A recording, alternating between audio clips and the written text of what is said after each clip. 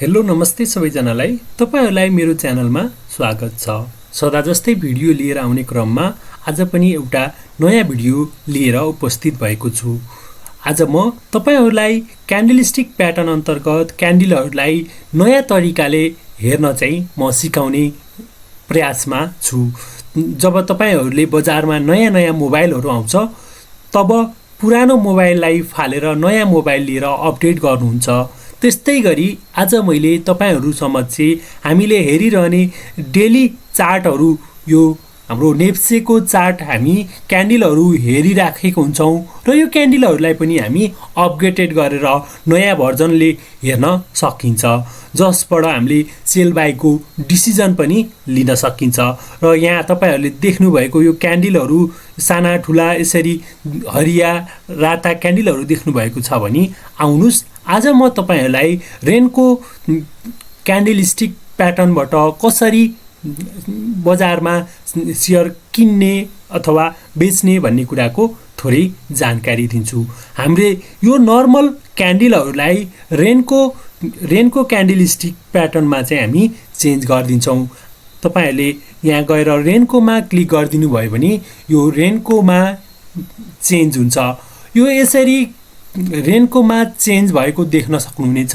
र अब यो रेनको भन्ने जापानिजहरुले क्यान्डलस्टिक प्याटर्न बनाएका हुन्। जापानिजहरुले युज गर्ने यो प्याटर्न हो र जापानिजहरुले अब यसलाई नोइसलेस चार्ट प्याटर्न पनि भनेर चिन्छन्।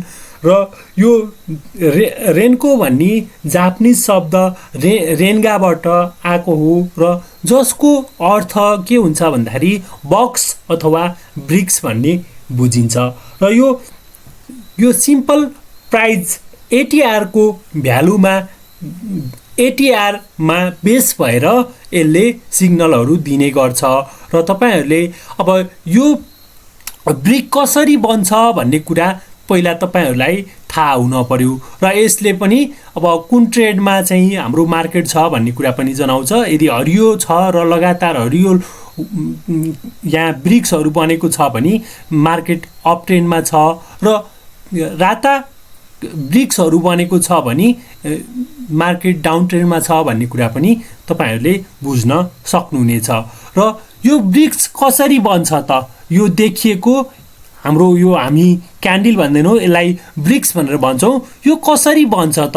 अब यो रातो र हरियो कसरी बन्छ भन्ने कुरा तपाईहरुलाई म बुझाउन गइरहेको छु। तपाईहरुले डेली क्यान्डल बनेको त थाहा छ तपाईहरुलाई।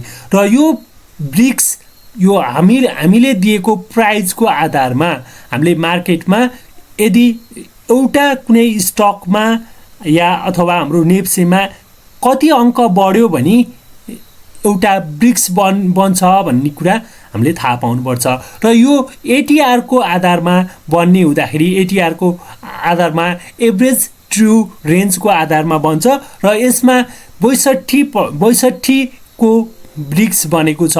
यो प्रत्येक ब्रिक भनेको 62 अब यो प्राइसको आधारमा बन्ने हुन्छ र यो 62 यसरी यो प्राइसको आधारमा चाहिँ अब मार्केटमा 62 अंकको चेन्ज भयो भने एउटा ब्रिक बन्छ र अर्को बन्यो भने अर्को ब्रिक, यसरी ब्रिकहरु थपिदै जान्छ र थपिदै जाने क्रममा अब मार्केटमा 62 अंकले तल झर्यो भने मार्केटमा एउटा ब्रिक फेरि रेड बन्छ। जब मार्केटमा 62 अंकको गिरावट हुन्छ त्यो गिरावट हुँदाखेरि यहाँ ब्रिकहरु थपिदै जाने गर्छ भनेर हामी बुझ्नु पर्छ। र यो प्राइसको आधारमा बन्ने हुँदाखेरि एउटा इटा अथवा यो ब्रिक बन्नको लागि कुनैलाई एक दिन लाग्न सक्छ, कहिले हप्ता दिन लाग्न सक्छ, महिना दिन लाग्न सक्छ र वर्ष दिन पनि लाग्न सक्छ भन्ने कुरा तपाईहरुले बुझ्नु पर्ने हुन्छ। र अब हामी यसको लागि हामी कसरी बाइ गर्न सक्छौं भनेर भन्दाखेरि म यहाँ एउटा इन्डिकेटर लगाइदिन्छु। मैले यो नेप्सेमा एउटा EMA भन्ने एउटा इन्डिकेटर लगाएको छु र यसको सेटिङमा गएर मैले यसको लेन्थलाई 13 राखिदिएको छु र यो तपाईहरुले यसैको आधारमा पनि गर्न सक्नुहुन्छ र मैले यसमा 13 राखिदिएको छु र अब यहाँबाट मैले यो हामीलाई सेल बाईको लागि डिसिजन लिनको लागि एकदमै सहज होस् भन्ने उद्देश्यले मैले यो रेनको चार्ट सँगै एउटा EMA लगाइदिएको छु र EMA मैले 13 लगाइदिएको छु र अब यसमा के गर्न सकिन्छ भन्दाखेरि कसरी अब हामीले देख्न सकिन्छ। अब तपाईहरुले यो देख्नु भएको यो रेन्जलाई अब रेनको रेन्ज भन्ने अब यस्तो रेन्जलाई के भन्छ भन्दाखेरि रेनको रेन्ज भनेर भन्छ र अब हामीले बाइ गर्नु पर्यो। अब बाइ गर्नु पर्यो भने कसरी बाइ गर्ने त?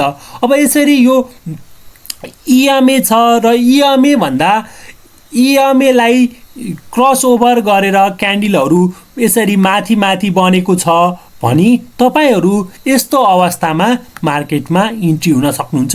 तपाईले यो तेस्रो क्यान्डलमा यहाँ के गर्न सक्नुहुन्छ? यहाँ बाइ गर्न सक्नुहुन्छ। यहाँ बाइ गरेर तपाईहरु मार्केटमा इन्ट्री हुन सक्नुहुन्छ।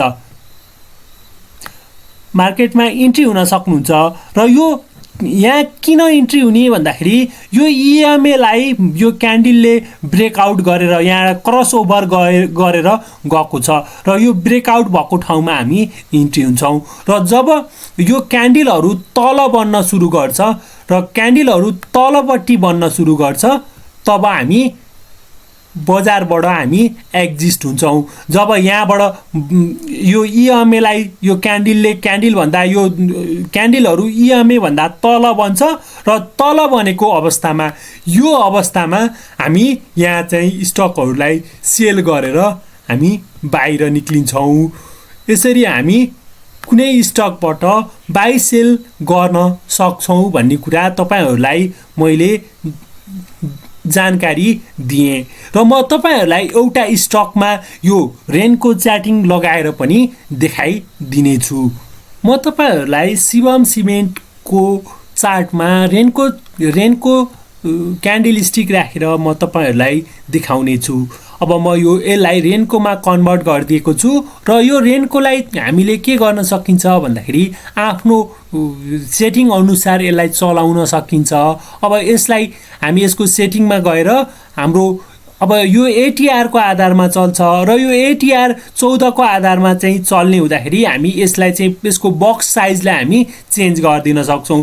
यसरी एउटा बक्सको साइज भनेको 30 को आधारमा यो अब यसलाई हामी ट्रेडिसनल बनाएका छौं र यो एउटा बक्स साइज भनेको कति छ भन्दाखेरि हाम्रो एउटा बक्स साइजको प्राइस भनेको 30 छ। यो 30 को आधारमा के गरेको हुन्छ यो ब्रिक्सहरु यो बनेको हुन्छ र यसलाई म सजिलोको लागि EMA म यहाँ चाहिँ EMA अथवा यो मुभिङ एभरेज एक्सपोनेन्टल लगाइदिने छु र यसको आधारमा म तपाईहरुलाई शेयर चाहिँ किन्न चाहिँ सिकाउने छु। अब जब तपाईहरुले यो चार्टमा के गर्न सक्नुहुन्छ भन्दाखेरि एउटा EMA लाइन छ। यो EMA लाइनको आधारमा यदि यो EMA भन्दा माथि अब तपाईहरु के गर्न सक्नुहुन्छ भन्दाखेरि यो EMA के छ भन्दाखेरि यहाँ चाहिँ विप सो भन्ने हुन्छ। यो दुविधा भन्ने एउटा विप सो भएको भन्ने हुन्छ र यहाँ तपाईहरु के गर्न सक्नुहुन्छ भन्दाखेरि यो ब्रिकमा इन्टर हुन सक्नुहुन्छ। यहाँ चाहिँ शेयर बाइ गर्न सक्नुहुन्छ। तपाईहरुले सिम्पल यो EMA लाइन भन्दा माथि यो ब्रिक्सहरु आयो भने जब तक यो माथि छ तब तक तपाईहरुले होल्ड गरिराख्न सक्नुहुनेछ। जब यसलाई क्रस ओभर दिएर क्यान्डलहरु यो ब्रिक्सहरु तल बन्न सुरु गर्छ तपाईहरु यो क्यान्डलमा यहाँ के गर्न सक्नुहुन्छ सेल गर्न सक्नुहुन्छ। यो हाम्रो सिम्पल स्ट्र्याटेजी अनुसार हामीले के गर्न सकिन्छ यो EMA हेर्न सकिन्छ। यो EMA हेरेपछि यो EMA लाइन भन्दा माथि क्यान्डलहरु भयो भने हामी यसलाई बाइ गर्न सकिन्छ र जब यो लाइनलाई क्रस गरेर तल क्यान्डलहरु बन्छ तब हामी सेल गर्दिन सक्छौं। अब अब हामीले अहिले यसरी यो शिवम सिमेन्टलाई किन्ने कि नकिन्ने भन्ने कुरा पनि हुनसक्छ र अहिले हाम्रो यो इएमए भन्दा यो धेरै पहिलेदेखि के भएको छ, यसको प्राइजहरू घटिराखेको छ। यसले यो ठाउँमा कहिले भन्दाखेरि यो डिसेम्बर 13/21 मङ्सिर 27 गते के गरेको छ, यसले यहाँ बाई सिग्नल यहाँ पौष 7 गते बाई सिग्नल दिएको थियो र त्यसपछि यसले सेल सिग्नल कहिले दिएको थियो भन्दाखेरि तपाईँहरूले देख्न सक्नुहुन्छ माघ 10 गते। र यो माघ 10 गतेदेखि सबै यो घटेर कहाँसम्म आएको छ भन्दाखेरि 2023 जुन 4 2023 सम्म के भएको छ, यो यहाँ घटेर आएको छ र यसले जुन 14 मा यसले जुन 4 2023 सम्म यो घटेर आएको छ र यसले के गरेको छ भन्दाखेरि जुन 14 मा यसले बाई सिग्नल दिएको छ र फेरि अहिले के गरिरहेको छ भन्दाखेरि सेल सिग्नल दिएको छ। अगस्त 13 देखि यसले के गरेको छ भन्दाखेरि यहाँ हाम्रो यो रेनको चार्टमा यसले सेलिङ देखाएको छ भनेर हामी यसरी थाहा पाउन सक्छौँ। र अहिले यो रेनको चार्ट यो रेनको चार्ट भन्दा तल अथवा क्यान्डल भन्दा यो इएमए भन्दा तल यसले क्यान्डलले ब्रेकआउट गरेको अथवा इएमए भन्दा मुनि क्यान्डलहरू बनेको छ र जसले गर्दाखेरि यहाँ सेल सिग्नल देखाएको छ।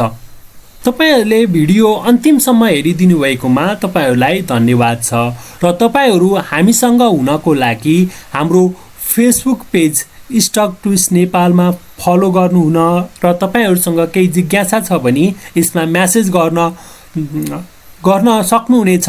साथै हाम्रो युट्युब च्यानल स्टक ट्विस्ट नेपालमा तपाईहरूले सब्सक्राइब गरी नेप्से सम्बन्धी विविध अपडेटहरू पाउन सक्नुहुन्छ भन्दै म यो भिडियोबाट बिदा हुन्छु। हस्त, धन्यवाद।